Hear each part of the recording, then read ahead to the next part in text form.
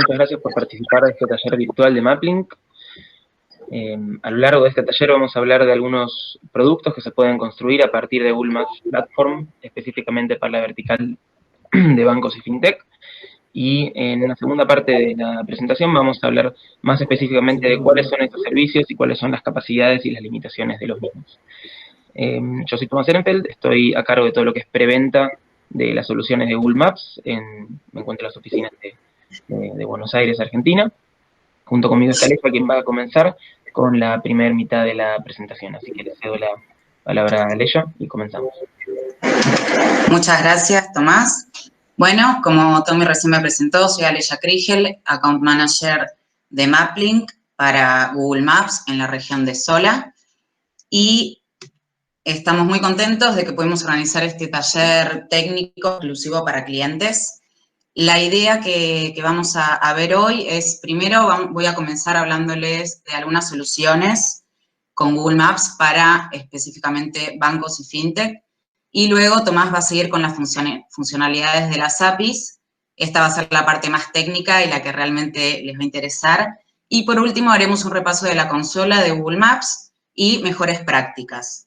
Recuerden que está el chat, pueden hacer las preguntas que quieran. Al final vamos a dejar unos 10 minutos para responder consultas, así que anímense a preguntar lo que quieran.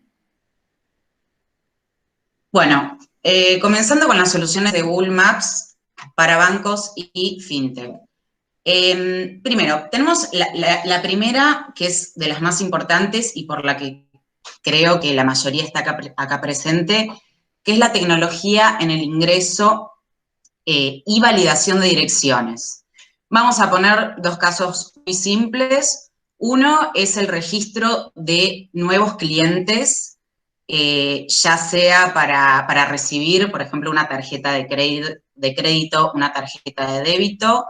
La persona que quiere es ingresar su dirección, ahorrar tiempo en este proceso, que sea preciso, rápido, intuitivo, sobre todo. Y del otro lado, del lado del banco, lo importante es que si esta dirección está precisa, lo que va a acelerar es el envío de la tarjeta y no tener errores. Es muy normal que surjan errores al momento de colocar una dirección, no te llega la tarjeta, llamas al call center, ahí hay gastos que claramente se pueden evitar y una de las formas es con la validación de direcciones. ¿De qué forma? Con el autocomplete, que es una API que después Tomás les va a comentar, geocoding y Dynamic Maps. Hay un ejemplo muy sencillo, que es el de Rappi, todos lo conocemos. Esta es la barra de autocompletados. Como ven, mientras van colocando la dirección, aparece un predictivo y te sugiere cuál es la dirección a la cual querés recibir, o bueno, la dirección a la cual perteneces. Esto es intuitivo, fácil, rápido y te da una precisión que con otras herramientas no se tiene. Después, otra de las soluciones, también muy importante, es el Store Locator o la búsqueda de sucursales en este caso. La realidad es que hoy en muchas páginas web o en aplicaciones no lo encontramos del todo desarrollado con las APIs de Google Maps. Este conjunto de APIs son las que se pueden utilizar: Dynamic Maps, autocompletado, geocoding, directions y places details. ¿Qué te va a permitir ahora, en este contexto en el que estamos viviendo? Es muy común tener que sacar un turno para la sucursal que quieras del banco, porque si vas hoy a la ventanilla no te reciben. Entonces, en el momento de entrar en tu aplicación o al home banking, la idea es que si vos estás en tu casa, perfecto, quizás conoces la sucursal cercana, pero si estás en otro lugar, respecto a tu localización, te va a decir cuál es la sucursal más cercana y, por sobre todas las cosas, lo que nosotros insistimos es que le agreguen el famoso cómo llegar, porque en muchos casos no sabemos a qué distancia se encuentra esa sucursal de donde estamos ubicados y la manera en que podemos llegar a este lugar, ya sea en bici, caminando, en transporte público, y también se puede elegir la opción de con tráfico en tiempo real o tráfico histórico, que esto también es bastante interesante. Entonces, un caso bastante completo es el de BBVA, donde ustedes ingresan en la página, colocan la ciudad en la cual, este en el caso es Ciudad de México, en la cual se encuentran ustedes ubicados, te geoposiciona y te sugiere las sucursales cercanas. Vos vas a elegir una. En la parte de la barra de la izquierda está la parte de Places Details, que te dice horarios de apertura del banco, bueno, toda información relevante, y el famoso cómo llegar, que se utiliza con la API de Directions. Esto la verdad que es muy útil y lo recomendamos como una muy buena práctica para el uso de Google Maps. Después, vamos a otra solución, que es sugerir promociones localizadas. En este caso vamos a hablar de Mercado Pago, que está tomando muchísima fuerza, no solo en Argentina, sino ya en varios países. Y aquí es una imagen de la aplicación de Mercado Pago. Cuando vamos a la parte de promociones cercanas, ¿qué se está usando? Primero la API de Distance Matrix, que según la posición en donde yo estoy, me va a decir qué locales cercanos tienen descuento o promociones particulares. En este caso, bueno, Pinturerías Rex, hay un 20% de descuento, yo quiero saber dónde está, me despliega un mapa dinámico, y aquí, si hay algo que se podría mejorar, es colocar justamente el cómo llegar. ¿Para qué? Para que no tengas que salir de la aplicación, entrar en Google Maps y hacerlo en una pestaña diferente, ¿no? La idea de esto es que vos no tengas que salir en ningún momento de la aplicación de la web para encontrar cómo llegar a este punto. Después, obtener insights para tomar decisiones de negocio. Esto va un poco de la mano con lo que veíamos, el ejemplo de Mercado Pago. Acá es analizar cuáles son las sucursales cercanas. Esto es más que nada información para la parte de BI interna, ¿no? del banco, de la fintech. Qué sucursales hay cercanas y qué promociones se pueden ir por geografía, análisis de presencia y sobre todo análisis de riesgo crediticio, que esto es muy común y se utiliza mucho.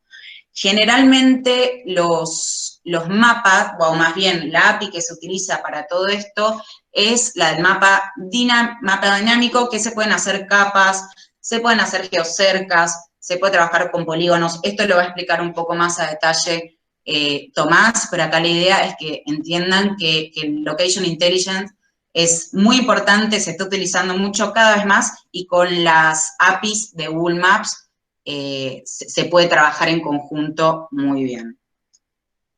Esta fue la breve introducción de las soluciones. Ahora Tomás les va a comentar más específico las funcionalidades. Cualquier consulta que tengan, como saben, pueden dejar comentarios, dudas en el chat, y a lo último lo vemos. Gracias. Muy bien, gracias, Ale. Bueno, voy a compartir pantalla.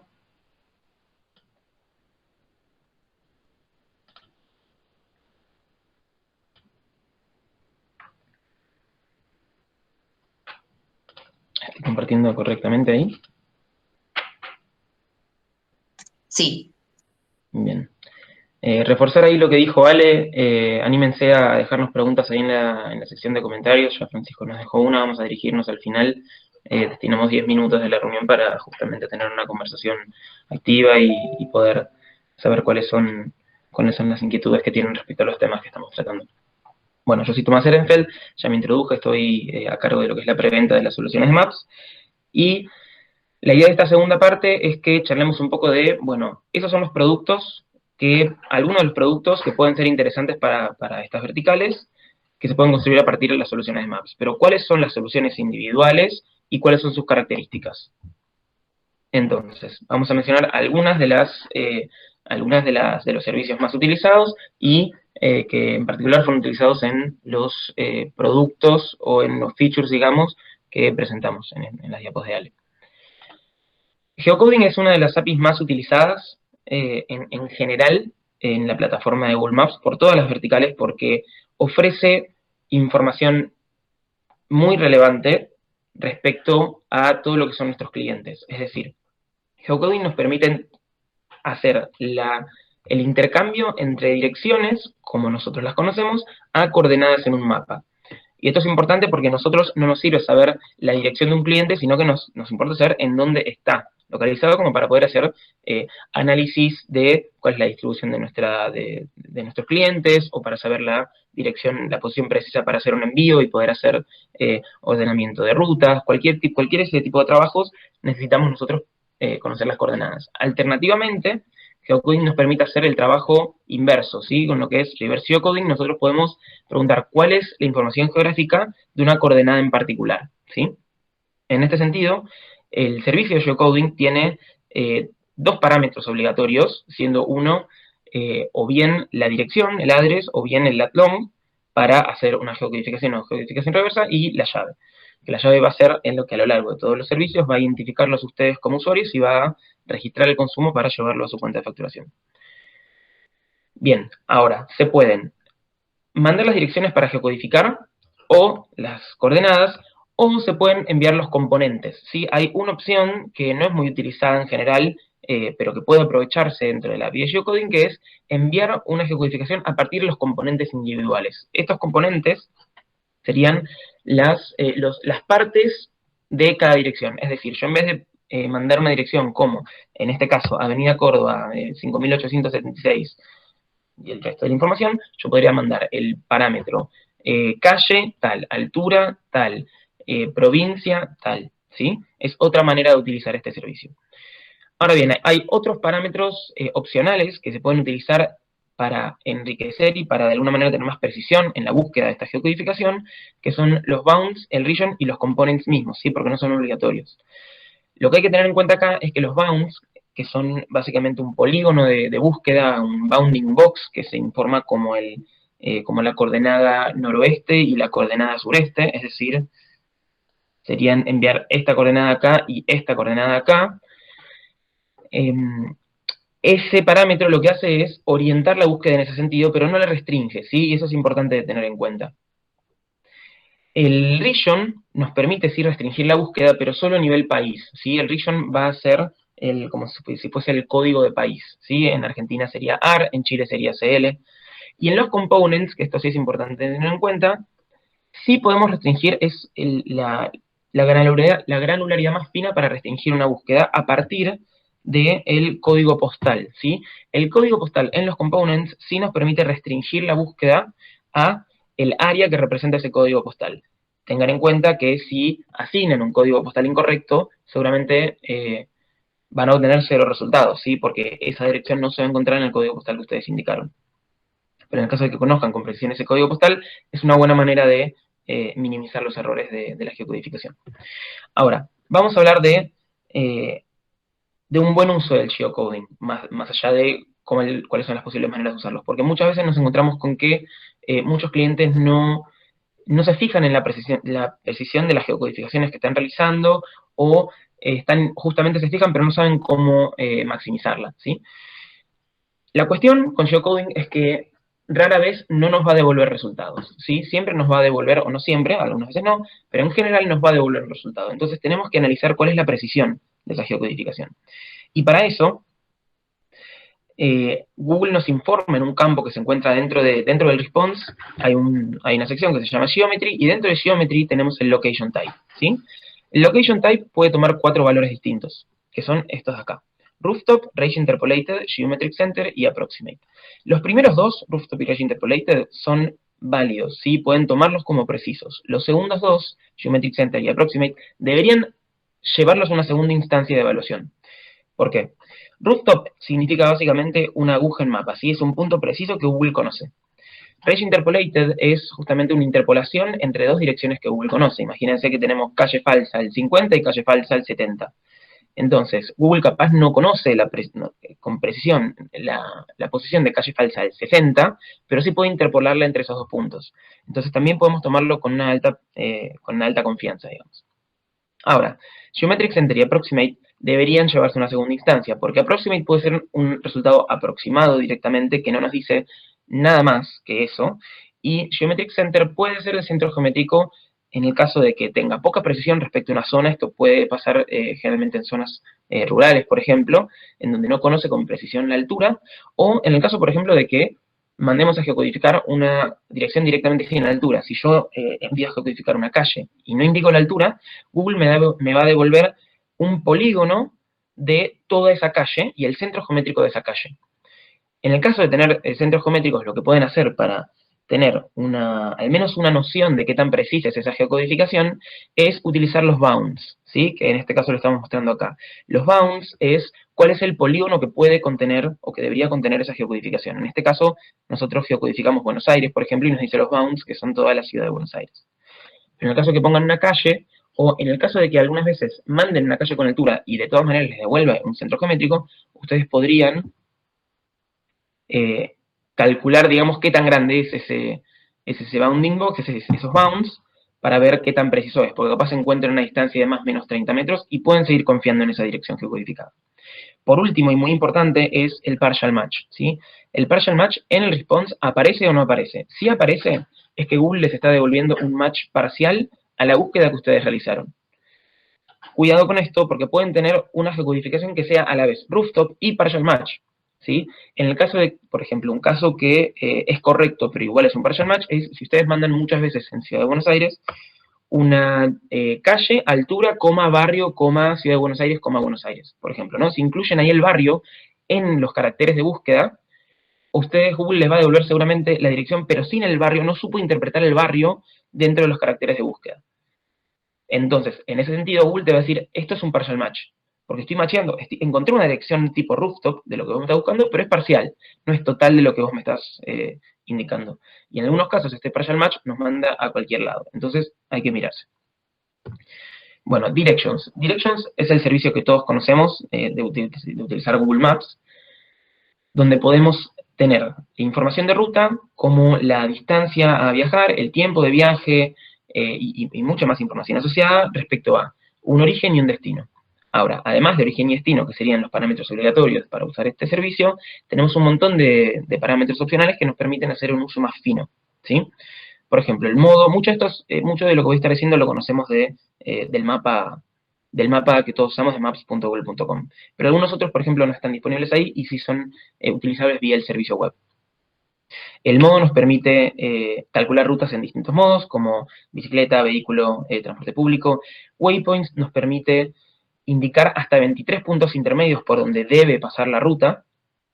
Y los waypoints también incluyen un feature de optimización. Yo puedo agarrar y si sé que tengo que pasar por 17 puntos y conozco el punto de partida y llegada, puedo pedirle que Google me reordene esos puntos para obtener la mejor ruta para hacer ese recorrido, en el sentido de minimizar tiempo y distancia.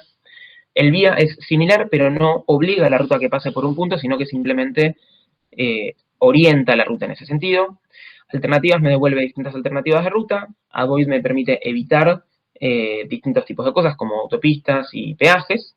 Departure Time y Arrival me permite indicar a partir de qué hora quiero salir o a qué hora quiero llegar. Esto es lo que gatilla, y ahora lo vamos a ver en la siguiente diapositiva, es lo que gatilla el tiempo, el tráfico en tiempo real y el tráfico predictivo de Google, que es un feature muy rico que tiene. Y Traffic Model nos permite también decir si queremos ser pesimistas, optimistas, usar la media del sistema. Bueno, una cosa que tienen que tener en cuenta usando Directions es que hay dos modos de uso, que sería Directions básico y Advanced. Básicamente son el mismo servicio, pero con dos modelos de facturación distintos, ¿sí? Directions Advanced tiene el doble de costo, ¿sí? ¿Y cuándo se gatilla Directions Advanced? Bien, cuando hacen optimización de waypoints, cuando indican un tiempo de partida y el modo es automóvil, ahí se gatilla el tiempo predictivo y el tráfico en vivo, y por eso se cobra, digamos, el excedente. Y cuando se indican más de 10 waypoints, ¿sí? En ese caso también se está gatillando Directions Advanced. Si ustedes utilizan Departure Time y Driving, van a notar que en su respuesta va a aparecer el Duration in Traffic, ¿sí? Y esto es, en definitiva, el tráfico en tiempo real. ¿Cuánto va a tardar en tiempo real, estimado con la información en vivo de esa ruta, ¿sí? Que es distinto de Duration, que es el promedio histórico, digamos. Bueno, Distance Matrix es un servicio relativamente parecido, pero que nos da la facilidad de poder consultar múltiples puntos contra múltiples puntos, ¿sí? Múltiples orígenes contra múltiples destinos, ¿sí? Esos son los parámetros obligatorios del servicio. Alternativamente, se pueden usar casi todos los parámetros opcionales de Directions, porque en definitiva lo que está sucediendo es que se están calculando rutas de origen-destino, ¿sí? Pero si yo tengo 2 puntos de partida y 3 puntos de llegada, voy a tener una matriz de 6 elementos, con 2 partidas y 3 llegadas, ¿sí? A partir de esto se pueden hacer varios tipos de trabajos, como por ejemplo lo que indicaba Ale, de que puedo preguntar, ok, ¿cuál es, por ejemplo, si un cliente tiene que sacar un turno para un banco y quiero poder facilitarle cuál es la sucursal más cercana, yo puedo tener como punto de partida la locación de mi usuario y como punto de llegada todos los posibles destinos de los bancos. Y yo puedo indicar cuál es el que más cerca se encuentra, a qué distancia y a qué tiempo, ¿sí? Otro tipo de estudio, por ejemplo, acá les dejo esta imagen de acá, es de un proyecto de GitHub que encontré, está disponible si quieren mirarlo, de alguien que creó áreas de isocrinas y isodistancias a partir del servicio de directions. ¿Qué son las isocrinas y isodistancias? Son básicamente el área que se puede cubrir a partir de una distancia o de un tiempo de viaje. En este sentido, por ejemplo, estoy mostrando para este punto cuál es todo el área que se puede cubrir si es que yo camino durante 5 minutos, ¿sí? Y ustedes podrían utilizar esto, por ejemplo, para saber cuáles son qué áreas de ciudades no tienen un banco disponible por un mínimo de 5 minutos, ¿sí? Por ejemplo. Bueno, Place Details es el servicio que nos permite a nosotros conectarnos con la base que tiene Google Maps de todos los establecimientos disponibles, ¿sí? Son millones de sitios y hay un montón de información asociada a cada uno de estos sitios. Para acceder a estos sitios nosotros necesitamos el Place ID, que es el identificador de cada sitio, y obviamente la llave, y además podemos a la API indicarle cuáles son los fields, los campos que nosotros queremos retirar, y también se puede indicar un session token. El session token vamos a mencionarlo más adelante porque es importante. ¿Cuáles son los tipos de fields de información que yo puedo retirar a partir de Place Details? Google lo descompone en 3 categorías: básico, contacto y atmósfera. Básicamente se autoexplican. Básico va a ser la información básica del sitio, como el nombre, la dirección, las coordenadas, las fotos se encuentran también incluidas. El contacto van a ser el número de teléfono, las horas en las que se encuentra abierto y el sitio web. Y atmósfera va a ser todo lo relacionado a ratings, reviews, comentarios, costo del lugar. Tengan en cuenta que estas 3 categorías se cobran de manera distinta, ¿sí? Es decir, si yo pregunto la información básica, se me va a cobrar por la información básica; si pido contacto, se me va a cobrar básico y contacto; y si pido atmósfera, se me van a cobrar las 3, ¿sí? La manera en la que pedir un campo, todos los campos es lo mismo. Es decir, si yo de Basic pido solo Address Component, es lo mismo que de Basic pedir Address Component y Geometry, ¿sí? Lo mismo es si yo hago una consulta para un restaurante y solo pido el rating, se me va a estar cobrando por las tres categorías de información, ¿sí?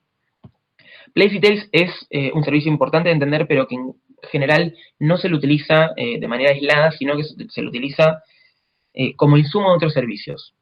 Por ejemplo, Autocomplete, ¿sí? El ejemplo que presentó Ale hace un rato de Autocomplete, donde usamos el autocompletado para darnos sugerencias de la dirección que podemos estar buscando, ahí termina, en las sugerencias, donde termina el servicio Autocomplete. Sin embargo, estamos acostumbrados a que cuando hacemos clic en una de estas sugerencias, podemos ver ese lugar en mapa, ¿sí? ¿Y qué es esto? ¿Qué significa esto? Que estamos consultando la información de ese sitio. Eso, en el fondo, está realizando un llamado a Place Details, ¿sí? Y por eso es importante hablar del Session Token, porque lo que nos permite el Session Token, que deberían ustedes iniciarlo en el autocompletado y indicarlo después en el llamado Place Details, es englobar todos los requests que se va a estar haciendo el autocomplete como un único uso, como una única sesión que concluye en el llamado a Place Details, ¿sí? Lo que logran con esto, lo que logran utilizando el Session Token, es que no se cobre el autocompletado y sí se cobre el Place Details. ¿Por qué? Simplemente porque es un descuento que les da Google Maps, ¿sí? Si ustedes engloban sus llamados con un Session Token y realizan un llamado a Place Details al final, todo el uso del autocompletado va a ser gratuito, ¿sí? Ahora, hay 2 maneras de utilizar el autocompletado. Está el widget y el service. El widget sería un producto cerrado, donde lo único que ustedes tienen que indicarles es un elemento input de HTML, ¿sí? Es decir, la barra en donde el usuario va a estar escribiendo. Y toda la funcionalidad y la interfaz gráfica está ya preconstruida por ustedes. Ustedes solo tienen que iniciar la clase autocomplete o la clase searchbox y indicar en dónde quieren que exista en su sitio ese autocompletado. El Session Token en este caso ya se encuentra incluido, ¿sí? Está todo cerrado. El llamado Place Details, todo se encuentra construido. En cambio, en el service, ustedes necesitan construir toda esta interfaz, ¿sí? ¿Por qué existe esto justamente porque el service da mucho más control sobre la construcción de esta interfaz, ¿sí? Hay cosas que se pueden lograr con el service que no se pueden lograr con el widget. Por ejemplo, si ustedes quieren empezar a desplegar las sugerencias a partir del quinto carácter, por ejemplo. Ese tipo de cosas no se pueden construir con el widget y sí con el service. Las dos clases que se encuentran en el widget, el autocomplete y el searchbox, son análogas a los métodos getPlacePredictions y getQueryPredictions, que lo que logran son, el autocompletado básicamente va a ser una búsqueda a un lugar preciso, como puede ser un banco o mi casa, y el searchbox lo que permite es hacer búsquedas más ambiguas, como por ejemplo cajeros automáticos cercanos cerca de la Plaza Italia, por ejemplo, ¿sí? Ahora, respecto a la configuración del autocompletado, ustedes pueden configurar cuáles son los tipos que les indique, los tipos que les sugiera. Geocode indica que quieren simplemente una dirección, y establishment significa que están buscando POIs, ¿sí? Es decir, puntos de interés, establishments. Region y city sirven también para hacer referencia a entidades políticas, que pueden estar buscando solo ciudades o provincias o países. Bounds les va a permitir orientar la búsqueda de nuevo hacia una zona de interés, pero en el caso del autocomplete existe el strict bounds que permite restringir específicamente solo a ese cuadrado de búsqueda, ¿sí? Y origin es un parámetro que les permite a ustedes que si ustedes especifican el origen dentro de la respuesta del autocomplete, van a tener información de a qué distancia se encuentra cada sitio de ese punto de origen que ustedes consultaron. Bueno, por último, el último servicio que vamos a mencionar es el mapa dinámico, ¿sí? El más conocido, el conocido por todos desde maps.google.com.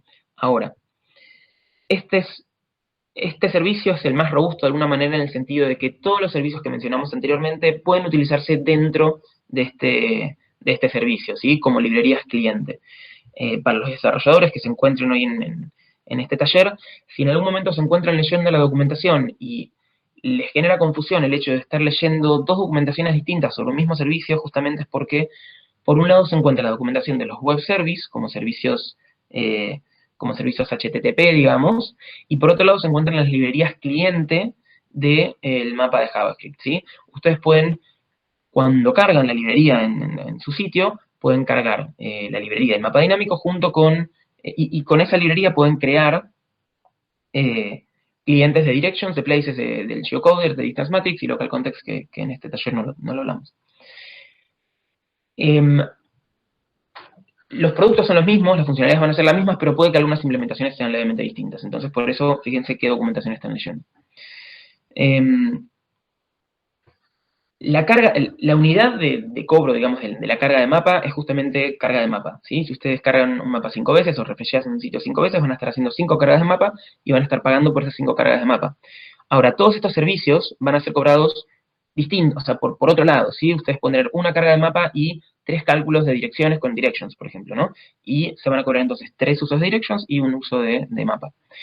Más allá de estos servicios, existen un montón de librerías del mapa dinámico, como Drawing, Geometry, Visualization, entre otras, que no tienen un costo, ¿sí? Todo lo que tenga que ver con renderizar cosas y funcionalidades dentro del mapa dinámico no tiene un cobro. En este ejemplo, que voy a reproducir de nuevo, nosotros estamos cargando una capa de información, que en este caso son los polígonos de los estados de Estados Unidos, y a cada polígono, que los podemos subir como un GeoJSON, tenemos información asociada, como el income per cápita, la media de la edad, información así, y podemos simplemente renderizarlo y pintarlo en base a una variable de interés. Y además podemos agregar interactividad, como que si pongo el mouse en cada polígono, se despliega acá información asociada a ese polígono, ¿sí? Este tipo de cosas se pueden construir, cosas más complejas también, y no tienen ningún tipo de costo, ¿sí? Un ejemplo de cosas que se pueden construir son los data layers o el heatmap layer. En este caso estamos cargando información, en el caso de la izquierda, cargando información de terremotos, por ejemplo, donde asociamos el tamaño del círculo a la intensidad del terremoto. Y esta es otra manera de mostrar esta información, en donde podemos cargar un mapa de calor, ¿sí?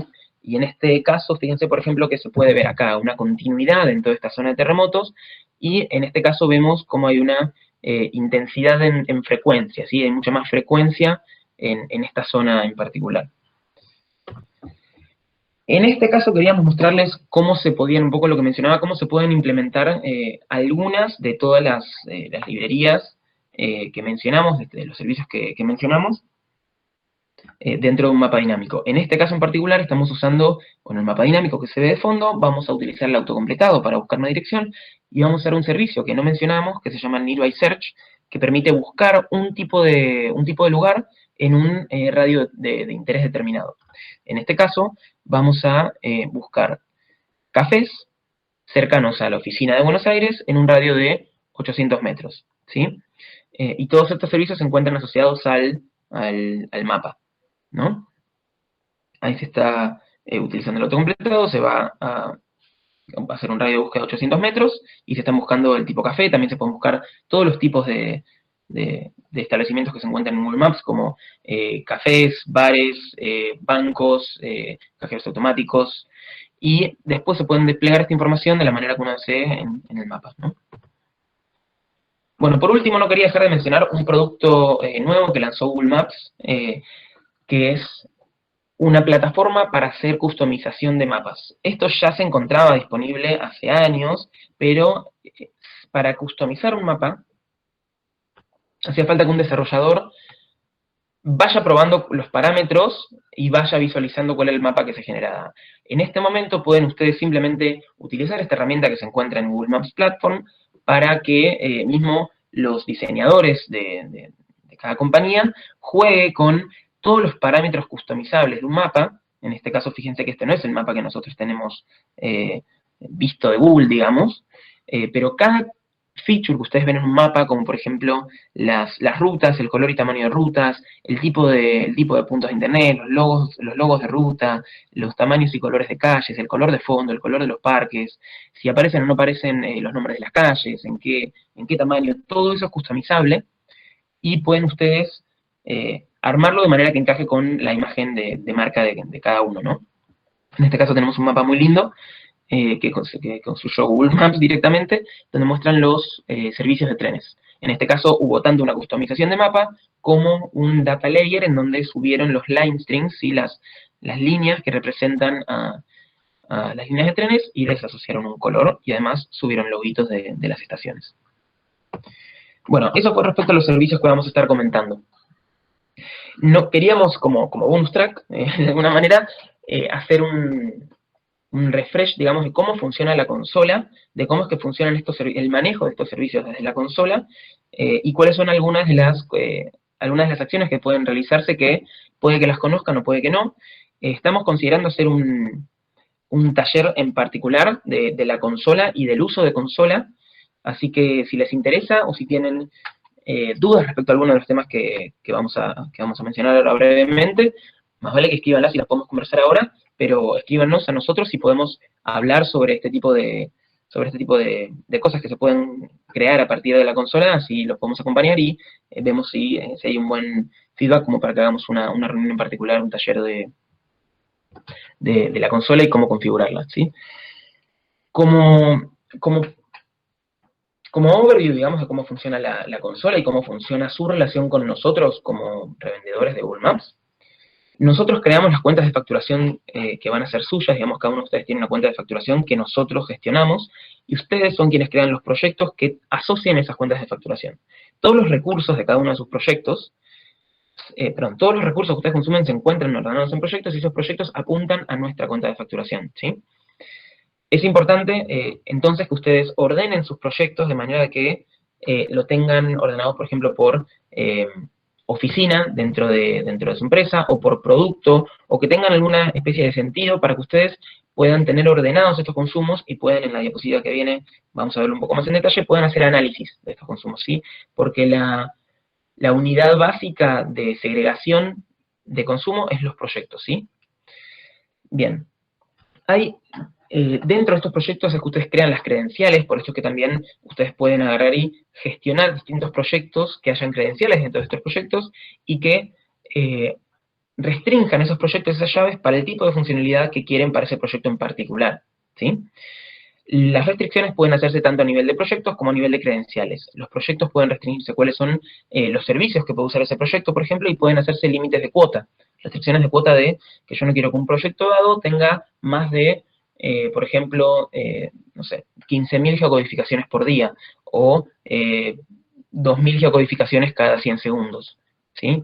Ese tipo de restricciones se pueden llevar a nivel proyecto. Y a nivel credencial se pueden generar restricciones del tipo de también qué servicios puedo usar cada llave y en dónde puede ser utilizada esa llave, ¿sí? Y esto es importantísimo. Es importante que las credenciales se encuentren restringidas a, en el caso de que estén, por ejemplo, en un desarrollo web, es importante que las restrinjan a los sitios web que deberían estar utilizando esas credenciales, ¿sí? Si ustedes indican una serie de sitios web, no va a poder ser utilizado por fuera de eso. Alternativamente también pueden asignar un IP como para que una credencial pueda funcionar solo a partir de un servidor, por ejemplo, o una computadora en particular, y pueden también asociarse a una serie de aplicaciones Android o iOS, ¿sí?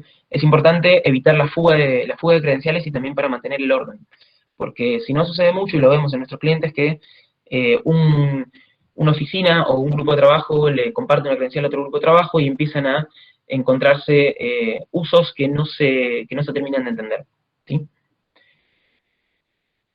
Por otro lado, es posible generar alertas de consumo. Ustedes pueden generar alertas para los proyectos y para ciertos servicios dentro de esos proyectos, donde digan, yo quiero enterarme cuando alcanzo los $2.000, los $5.000 y los $7.000. Estas alertas no son restrictivas, son simplemente informativas, ¿sí? Y por otro lado se encuentra lo que es IAM, que es la unidad de control de los proyectos. Cada proyecto va a tener su gestión particular, digamos, donde quien cree el proyecto va a ser dueño del proyecto, va a poder asignar distintos administradores y distintos visores. Es importante que gestionen esto en sus proyectos, justamente para que no puedan meter la mano más de la gente que ustedes quieren que, o que ustedes consideren que deberían poder crear, por ejemplo, credenciales, ¿sí? En definitiva, hay 3 roles nativos, digamos, dentro de Google Cloud. Todo esto que estamos hablando son features de Google Cloud, ya que Google Maps Platform se encuentra como un producto dentro de Google Cloud, ¿sí? Entonces, esto que ven, si ustedes están acostumbrados a trabajar con otros productos de Cloud, esto funciona de la misma manera. Dentro de Cloud tenemos 3 roles nativos, que son el owner, el administrador y el usuario. El usuario puede ver todo lo que sucede en el proyecto, pero no puede, por ejemplo, crear llaves, ¿sí? O eliminar llaves. O habilitar servicios. Cualquier cosa que tenga que ver con cambiar, ya no se puede. Administrador puede hacer estos cambios y el owner puede, además de hacer los cambios, cambiar la cuenta de facturación de los proyectos, ¿sí? Bueno, y por último, ustedes van a tener acceso a lo que es la sección de facturación, donde van a poder hacer seguimiento de todos los consumos y análisis de estos consumos. De esto quería mostrar una diapositiva en particular. En lo que es billing y en la sección de reports o facturación y reportes, van a encontrar todo lo que son sus consumos históricos, ¿sí? Y una serie de filtros que les van a permitir a ustedes hacer agregación de estos consumos para poder analizar qué está sucediendo con sus consumos de Maps, ¿sí? Estos filtros permiten visualizar los consumos en el mes actual, en el mes anterior, o en un periodo determinado que ustedes fijan. Ustedes pueden agrupar estos proyectos justamente por pueden agrupar estos consumos justamente por proyecto, o pueden agruparlo por SKU, por ejemplo, que sería la unidad particular de productos. ¿Sí? Entonces saben cuánto gastaron de Distance Matrix, de Dynamic Maps, de Geocoding. Pueden agrupar por producto, o sea, por SKU, digamos, y después filtrar los proyectos. Es decir, yo quiero saber cuánto consumió de Dynamic Maps un proyecto en particular, ¿sí? Y por último, algo que no es muy conocido y mucho menos usado, son los channels. Hay un tipo de parámetro que se puede usar en la mayoría de los servicios de Google Maps, que se llama channel, en donde ustedes pueden asociar un valor numérico entre 0 y 999, en el caso de que sean, digamos, se pueden usar un valor entre 0 y 999, o un valor alfanumérico si ustedes migraron desde el plan anterior. Si ustedes vienen desde el plan anterior que existía en Google Maps, todavía pueden usar llaves alfanuméricas, si no van a tener que usar llaves simplemente numéricas, pero lo que permiten estos channels es que ustedes cuando realizan un llamado, especifican el channel que ustedes quieren especificar y pueden agrupar en la consola por ese channel, ¿sí? Entonces ustedes pueden tener, por ejemplo, un proyecto que es para todo LATAM, pero utilizan el parámetro channel en sus llamados para definir a qué región está perteneciendo o a qué país pertenece, por ejemplo, ese llamado. Entonces, tienen el proyecto LATAM, pero si agrupan por channels van a ver los consumos de cada país, ¿sí? Mismo si tienen, no sé, un proyecto que es el proyecto envíos, pero pueden intentar segregar entre poner logística y seguimiento o logística visualización, y tienen distintas maneras de ver consumos dentro de un proyecto, ¿sí? Bueno, eso fue todo lo que vamos a cubrir en esta presentación.